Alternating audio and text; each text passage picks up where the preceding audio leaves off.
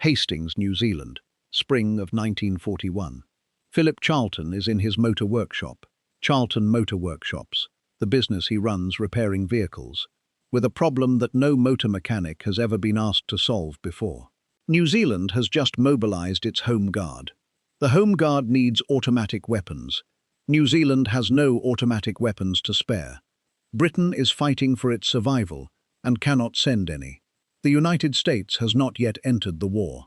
The Lee-Enfield bolt-action rifles in Home Guard armories are the only weapons available in any quantity, and bolt-action rifles cannot lay down the sustained automatic fire that a defensive line requires. Charlton has been thinking about this problem since he first considered converting his Winchester Model 1910 self-loading rifle to full automatic. Maurice Field, his financial partner and shooting companion, talked him out of it. The Winchester fired a .401 caliber round that was incompatible with the .303 British ammunition that the New Zealand military ran on entirely. The Winchester conversion would have been a dead end. The Lee-Enfield conversion would not. Charlton looks at the Lee-Enfield and sees not a bolt-action rifle, but a receiver, a barrel, a trigger group, and a magazine system. Components that could be made to function automatically if he could find a way to use the energy of each fired cartridge to operate the bolt without a human hand. He drills a hole in the barrel near the muzzle. He attaches a gas tube running parallel to the barrel on the right side. He attaches a piston to the gas tube. He connects the piston to the bolt by a cam slot cut into the side of the receiver. When the cartridge fires, gas bleeds through the hole, drives the piston rearward. The cam slot forces the bolt to rotate and open. The spent case extracts. The return spring drives the piston and bolt forward. A fresh round chambers. The bolt-action rifle cycles itself. Philip Charlton has just turned a Boer War Museum piece into a light machine gun in his motor workshop in Hastings, New Zealand. The context that produced this conversion is essential to understanding why it mattered. New Zealand had entered the war in September 1939 as a loyal member of the British Commonwealth, and New Zealand's military contribution, the 2nd New Zealand Expeditionary Force, was deployed to North Africa and Europe. The men who went overseas took the best equipment. What remained for home defence was characterised by Charlton himself in his written proposal to the government as museum pieces. The Lee-Metford rifles available for Home Guard use had been manufactured between 1889 and 1903. The long Lee-Enfields were scarcely younger. These were weapons that had seen service in the Boer War and had been in storage ever since. They were functional. They fired the standard .303 British cartridge. But they were bolt-action rifles in an era when the tactical requirement for home defence, against a Japanese invasion that became a genuine possibility after Pearl Harbor in December 1941, demanded the kind of sustained automatic fire that bolt-action rifles fundamentally could not provide. The Bren guns that should have equipped the Home Guard were in North Africa. The Lewis guns that might have supplemented them were in Britain. Charlton and Field's conversion offered a way to create something that functioned like a light machine gun from material that was literally available on the shelf, firing ammunition that was universally supplied, without requiring any imported components that a submarine might intercept. The June 1941 demonstration at Trentham Military Camp was the turning point. Maurice Field fired the weapon, while Philip Charlton, described by John Osborne of the Queen Elizabeth II Army Memorial Museum as having a very receptive mind, and described by fellow engineers as very clever, especially at improving existing mechanical devices, presented the concept to Army officers. The demonstration was received enthusiastically enough that the government provided 10,000 rounds of .303 ammunition and asked the pair to refine the design. 5 months later, in November 1941, Charlton and Field returned to Trentham with a prototype that had well over 10,000 rounds through it and put on a second demonstration. It went equally well. They came away with a contract to convert 1,500 Lee-Metford and long Lee-Enfield rifles from Home Guard armories to the Charlton pattern, to be completed in 6 months. The contract deadline was ambitious to the point of optimism. The delivery would prove considerably slower than that. But the principle was established. New Zealand would arm its home defence with weapons it built itself from what it had, rather than wait for weapons that might not come. The technical solution Charlton developed was externally unconventional in ways that anyone who has seen a photograph of the weapon immediately understands. The conversion hardware, the gas tube, the piston assembly, the return spring and guide rod, the cam slot mechanism, sat visibly outside the original rifle's profile, attached to the right side of the barrel and receiver, like a second mechanical system bolted onto the first. The original stock was modified with a pistol grip and a forward grip for control during automatic fire. A bipod was fitted to allow use from the prone position. Cooling fins were added to the barrel.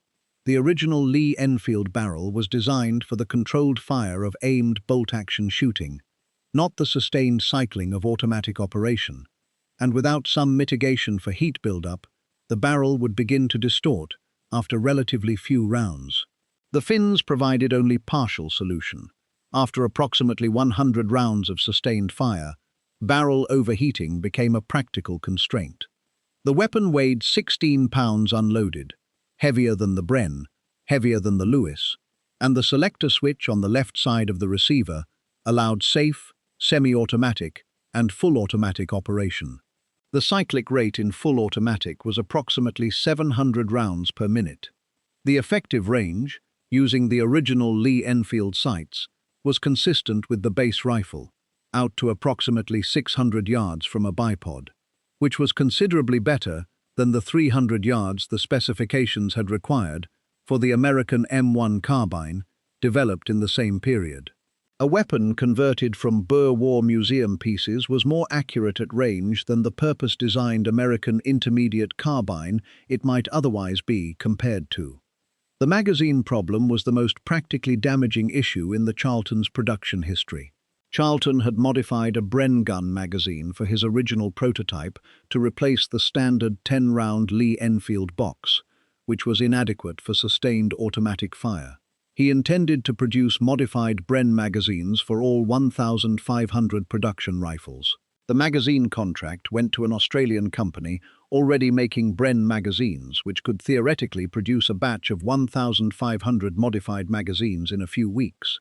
The magazines took much longer than anticipated. When they finally arrived, they did not fit the rifles. Each new magazine had to be remilled in New Zealand to fit the Charlton pattern. The result was that only the last 50 rifles in the contract were delivered with the intended 30-round magazines. The remaining 1,450 were delivered with the standard 10-round Lee-Enfield magazines, which functioned but limited the weapon's sustained fire capability significantly. A light machine gun substitute that could only feed 10 rounds at a time before requiring a magazine change was a less effective light machine gun substitute than the designers had intended. The men who used it understood this and worked around it. Production was slow throughout. Only 431 models were completed by July 1942, well past the 6-month deadline, but all 1,500 conversions were eventually completed and distributed to the Home Guard from 4 depots. Australia, watching New Zealand's progress and facing the same shortage of automatic weapons with a more direct Japanese threat, initiated a parallel program through the Electrolux company. The decision to use Electrolux, a manufacturer of domestic appliances including vacuum cleaners and refrigerators, for a military weapons conversion program has the same quality as Singer sewing machines, making revolver components for the British Army. The precision engineering that produces one category of product can, with retooling and determination, produce another. The Australian Electrolux version dispensed with the bipod and the forward pistol grip, producing a lighter, if more rudimentary conversion, using the short magazine Lee-Enfield Monk 3-star rather than the older long Lee pattern. The Australian program was eventually cancelled before full production was achieved, but not before demonstrating that the principle Charlton had developed in Hastings was transferable to a different rifle and a different manufacturing environment without significant modification. Both versions fired from the same operating principle. Both represented the same institutional conclusion. When what you need cannot be imported, you build it from what you have. The Charlton was never tested in combat. The Japanese invasion that it was designed to resist did not come. The home guard positions where it was stored were never attacked. In one sense, this is the most complete possible vindication of a home defense weapon. The country it was built to defend was not invaded, which is the only outcome that a home defense weapon actually needs to achieve.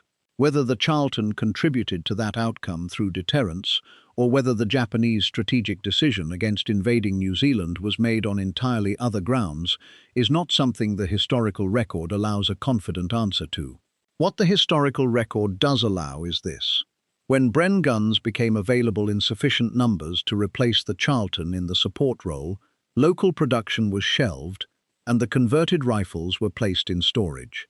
Their subsequent fate is one of the small tragedies of Second World War small arms history. There was a fire at the Ordnance Depot at the Palmerston North Showgrounds on the 31st of December 1944. The enduring story is that most of the Charlton rifles were destroyed in that fire. The Wikipedia article on the Charlton notes, with appropriate care, that the evidence does not support the assertion that the majority were lost in the fire.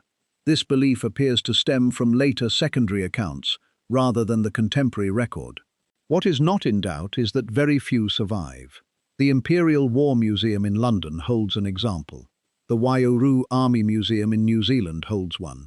The Australian War Memorial and the Royal Armouries at Leeds hold examples. The weapon's obscurity outside Commonwealth military history circles is such that its most widely recognised modern appearance is as the NZ-41 in the Call of Duty video game franchise, which models it with the left and right sides reversed and attributes it 30 rounds in a 10-round magazine, but at least introduces it to an audience that would otherwise never have encountered it. Philip Charlton himself, who lived from 1901 to 1978, and who described his guns as museum pieces when he first presented them to Parliament, made something extraordinary from exactly that material. The weapon that New Zealand built to replace what Britain could not send kept every Bren gun in New Zealand available for the soldiers fighting overseas. It was made in a motor workshop in Hastings from rifles that had been manufactured before the Wright Brothers flew at Kitty Hawk. It worked well enough that it never had to be tested in the way its designers hoped it would not be. That is not an irony. That is the point.